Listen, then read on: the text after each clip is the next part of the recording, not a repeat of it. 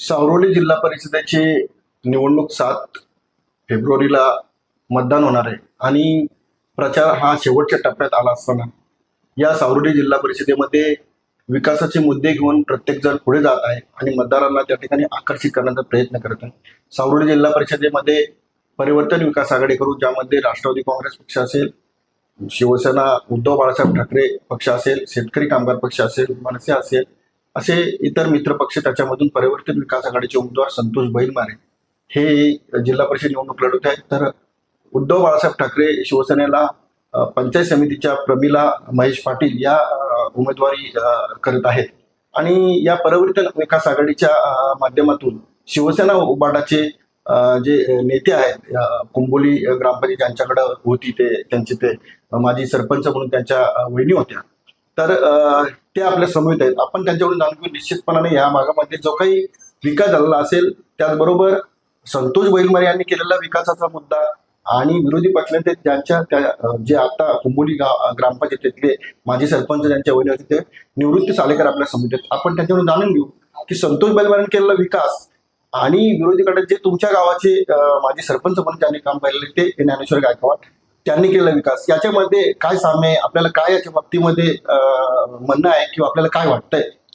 नमस्कार निवृत्तीजी, आपण आज प्रभावीपणे परिवर्तन विकास आघाडीच्या माध्यमातून उमेदवारांचा प्रचार करत असताना आपल्याला काय वाटतंय की सर्वच जण विकासाचा मुद्दा घेऊन जात आहेत, तुमचे पक्षाचे उमेदवार जे आहेत परिवर्तन विकास ते सुद्धा मुद्दा सांगतायत आणि विरोधी गटाचे जे काही उमेदवार आहेत जे तुमच्या गावचे आहेत, तर तुम्हाला काय वाटतं या दोघांमध्ये कशा प्रकारचं साम्य वाटतंय, काय वाटतं या दोन्ही उमेदवारांच्या बाबतीमध्ये? सगळ्यात प्रथम आता जे जिल्हा परिषद पंचायत समिती होऊ घातलेले त्या निवडणुकीच्या मध्यस्थी आल्यानंतर एक राज्याचे उपमुख्यमंत्री माननीय अजितदादाजी पवार यांचं अपघाती निधन झाल्यामुळे सगळीकडे दुःख पसरलेलं आहे. तरी अशा परिस्थितीमध्ये निवडणूक थांबली जात नाही म्हणून एक शांततेच्या ह्याच्यामध्ये चांगल्या वातावरणामध्ये निवडणूक पार पडत आहे. जिल्हा परिषदेचे सावली गटाचे जे उमेदवार संतोषजी बैलमारे आज गेल्या सेकंड टर्ममध्ये आज ते सरपंचाचं पद भोगत आहेत. मधल्या पिरियडमध्ये लॉकडाऊनचा देखील टायमामध्ये त्यांना तो सत्ता होती.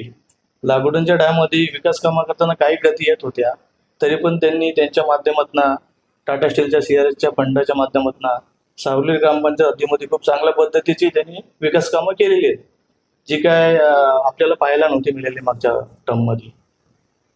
आदिवासी लोकांसाठी त्यांनी चांगल्या पद्धतीने काम केलेलं आहे. आमच्या इथं धामणी आदिवासी वाडी म्हणून आहे, गेल्या कित्येक वर्षी तर रोड पोचला गेलेला नाही. त्यावेळी आमची सत्ता आपण आली 2018ला, त्यावेळी एक लेडीज सरपंच म्हणून काम बघत होत्या. तर डेव्हलपमेंट आपल्या ग्रामपंचायत कामाचा विकास आम्ही करत असताना जिथे रस्ते गटार लाईट जे मला वाटतं मागच्या 18 वर्षात झाली नव्हती ती आम्ही चांगल्या पद्धतीत केली.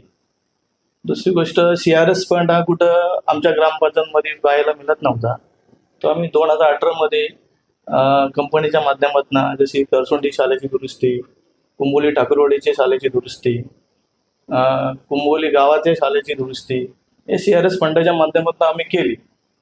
त्यानंतर एक साधारण एक अशी बाजूला खबर लागली, आता मी नाव घेत इच्छित नाही, नंतरचं पण मी मंगलमय कंपनीला बोललो होतो का करसुंडी माध्यमिक शाळा इथे 1ली ते 10वी पर्यंत कार्यरत आहे आणि इथं शाळेची जी इमारती जरा ह्याच्यामध्ये आलेली आहे, परिस्थिती बरोबर नाही तिची, तर तुम्ही पुढचा CRS पण तुम्ही या माध्यमिक शाळेला द्या, जेणेकरून लोकांना इथं शिक्षणासाठी बरं पडेल.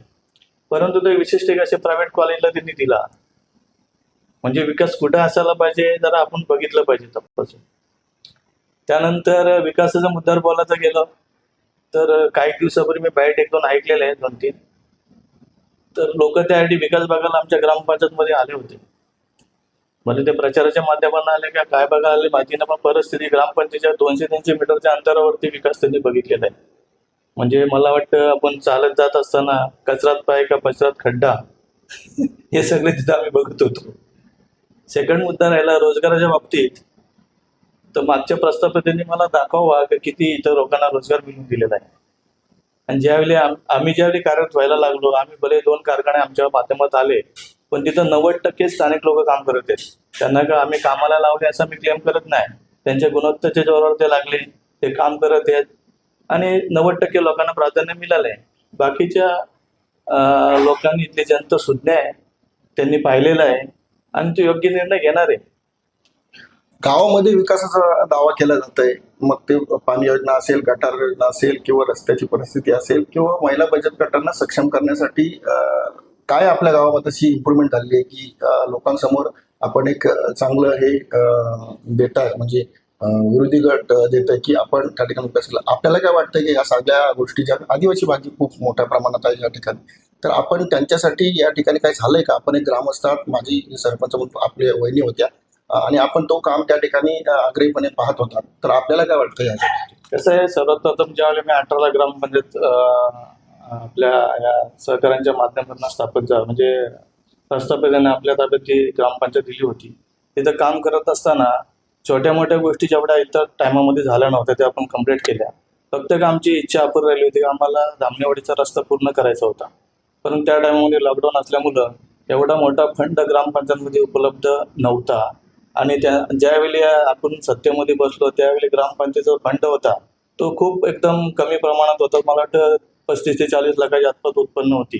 पण ज्यावेळी आपण प्रथम टप्प्यामध्ये बसलो तर तीच ग्रामपंचायत 3 पट्ट्याने आपण ग्रामपंचायतचं उत्पन्न वाढवलं गेलं.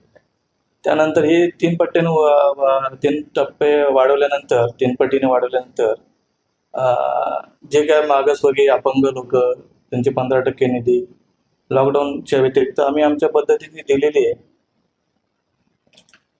विकासाचा मुद्दा विरोधी गट केला जातोय. दुसरा मुद्दा असा की जो आदिवासी वाडीचा रस्ता कंप्लीट झाला नव्हता, तर आम्ही संतोषजी बैलमारे यांच्याकडे एक विनंती केली होती तर आमच्या इथे जरा फंड अपुरा असल्यामुळे तुम्ही जरा टाटा स्टीलचा फंड वापरला तर बरा होईल. तर त्यांनी तो टाटा स्टीलचा फंड वापरून भले अर्धा केला होता, पण धामणेवाडीचा रस्ता तिथपर्यंत पोहोचवलेला आहे. राहिलेला अर्धवट काम मला वाटतं त्याच्यामध्ये होऊन जाईल. आपण जे काही विकासाचे मुद्दे या ठिकाणी आपण केलेलाही मांडलेला आहात, परंतु विरोधी जे काही पक्षाचे उमेदवार आहेत ते तुमच्या म्हणजे ग्रामपंचायत माजी सरपंच राहिले, त्यांच्या बाबतीमध्ये त्यांनी विकासाचं जे काम आहे त्यात किती सत्यता आहे? मला वाटतं विकास आम्हाला पण बघावा लागेल कुठे आहे तो गेल्या 18 वर्षात. आणि आताच्या लेटेस्ट 2-3 वर्षात पण मला वाटत ना 3 गावात जरा चौकशी केली तुम्ही मीडियाच्या माध्यमातून तर बरं होईल. मी बोलणं काहीतरी असं वाटेल मी कुणाची तरी बाजू घेऊन बोलतोय. आता शेवटचा प्रश्न आपल्याला असा असेल की आपण उद्धव बाळासाहेब ठाकरे शिवसेनेचे एक प्रमुख नेतृत्व म्हणून या भागामधले आहात आणि आपली ग्रामपंचायत ही 3 गावांमध्ये आणि वाड्या वस्त्यांमध्ये विस्तारित झालेली आहे. तर या भागातून परिवर्तन विकास आघाडीचे जे काही तुम्ही काम होते संतोषभाई बर्वे आणि विरोधी गट जे काही ज्ञानेश्वर गायकवाड असतील, तर याच्यात मताची टक्केवारी आपल्याला काय विश्वास आहे, कशा पद्धतीने या संपूर्ण ग्रामपंचायतीमधून कोणाला तिथं पाठिंबा जास्त असेल? तसं पहिला आम्ही सरासरी 2-4 दिवस आम्ही काम करत होतो त्याच्यावरती. एक साधारण आम्ही अंदाज पण घेतलेला आहे. आमच्या ग्रामपंचायत हद्दीमध्ये साधारण 3300 वोटिंग, त्यापैकी 3-1 हजाराच्या आसपास वोटिंग व्हायला पाहिजे. त्यामध्ये कमीत कमी 1700 ते 1800 मतदान संतोषजी बैलमारे आणि आपल्या उद्धव साहेब गटाच्या पंचायत समितीचे उमेदवार प्रल्हाद पाटील यांना मिळण्यासारखं वातावरण दिसत आहे. या ठिकाणी आपण शिवसेना उद्धव बाळासाहेब ठाकरे पक्षाचे प्रमुख नेते आणि जे आता परिवर्तन विकास आघाडीचे प्रभावीपणे काम करून मतदारांपर्यंत पोहोचतात ते निवृत्ती सालेकर यांच्याशी आपण विकासाच्या मुद्द्यावरती त्यांनी जे काही काम केलं मागच्या काळात त्याच्या बाबतीत आणि आत्ताच्या बाबतीत त्यांच्याशी चर्चा केली आणि सडतोडपणे या ठिकाणी आम्ही विचारलेल्या प्रश्नांना त्यांनी उत्तर दिल्याबद्दल गावची खबर टीमच्या वतीने मी त्यांचे या ठिकाणी मनापासून धन्यवाद देतो.